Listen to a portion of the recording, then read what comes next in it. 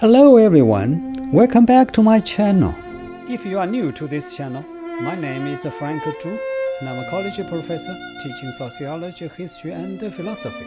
I'm also an award-winning landscape photographer. Today's topic is quite philosophical, but it is also very practical. It is philosophical because it demands a lot of critical thinking. In the history of philosophy, almost every philosopher has thought about it, talked about it, and written about it. Many theories have been produced, such as psychological egoism and ethical egoism. According to psychological egoism, which is a descriptive theory, everybody is selfish. According to ethical egoism, which is a normative theory, everybody should be selfish in order to survive. The discussion about selfishness is also practical because it is related to our daily life. Our opinions about this concept guides our behavior and influences our attitudes towards each other. Such a topic often appears in our daily conversations as well. For example, one of the questions I get asked most frequently is, "Professor, do you agree that everybody is selfish by nature?" So, in today's video, I'm going to take a brief look at psychological egoism from a very practical point of view and explain to you why I don't think everybody is selfish, as some people may have thought. Of course, this is a philosophical conversation between you and me, and every philosophical question is an open-ended question.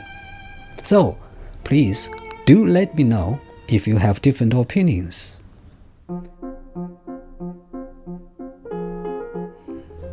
Advocates of psychological egoism claim that it is universally true that everybody is selfish. To support their argument, they often draw on personal accounts. One such personal story is about Abraham Lincoln, who was one of the most famous presidents in the United States. One day, Lincoln was in a hurry back to Washington, D.C. As his coach was riding over a bridge, he heard a pig squealing. He looked out and saw some small piglets were drowning in the creek. So Lincoln asked the coachman to stop. He got out of the coach, walked into the creek, and rescued the piglets.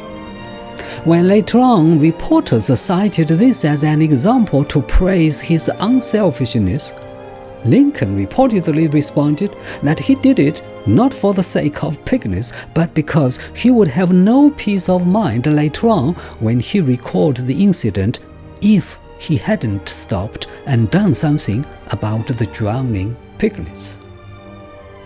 This story shows, according to psychological egoists, that even those who are considered as representing high social values often do things out of selfish motivation. Ordinary people would be no exception. Therefore, they argue psychological egoism applies to everyone. In their words, everybody is selfish. But is it really true with everybody? Can you apply it to every action?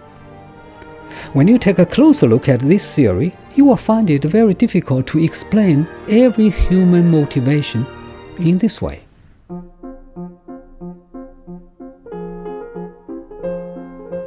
First, can you just assume that apparently altruistic people do what they do solely for the sake of the selfish satisfaction they receive later on?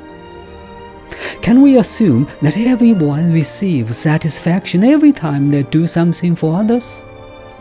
To answer these questions, social scientists have done surveys asking people what motivated them to help others.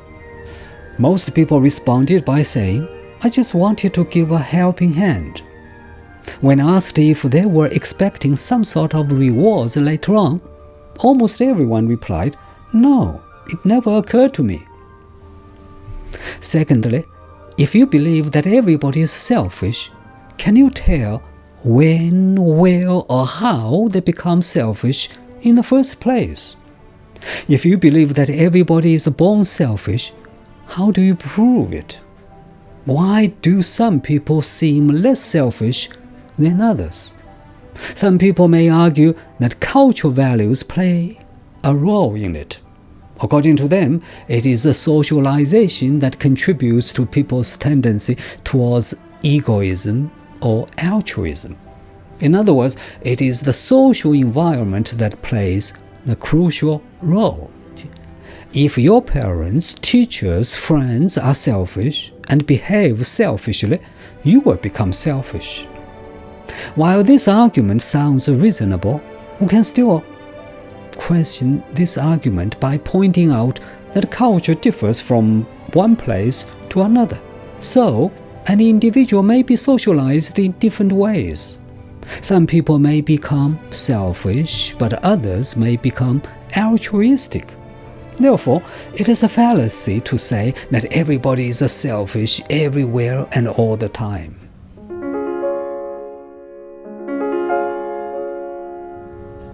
Even though people do get satisfaction or peace of mind from helping other people, this should not be confused with acting for the purpose of getting that satisfaction.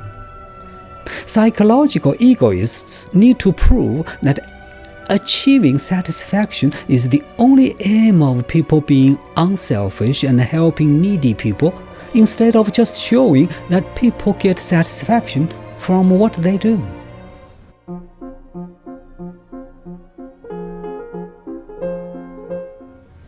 Finally, as an opponent of psychological egoism, I have a few practical questions. If a person helped a sick person cross the street, did he or she think at the time that it would give him or her personal satisfaction later on, or did he or she just thought it would actually help the sick person? More broadly speaking, do you do everything because you think it will bring you satisfaction and happiness later on? How far will it be in the future? Also, everyone has enough life experience to understand that deliberately aiming at getting satisfaction or happiness may result in unhappiness. You will have a better chance of being satisfied if you do not aim business itself in the first place. Therefore, it is very hard to prove that psychological egoism is an absolutely true theory that can be applied to every individual, even though some people often act for the sake of their interest or satisfaction.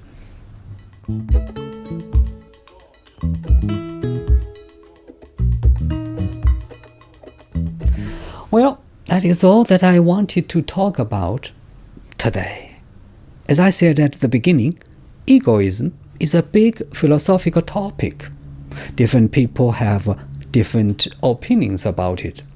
I invite you to express your opinions, and I will make more videos talking about this topic. Thank you for watching this video, and I'll see you in the next one.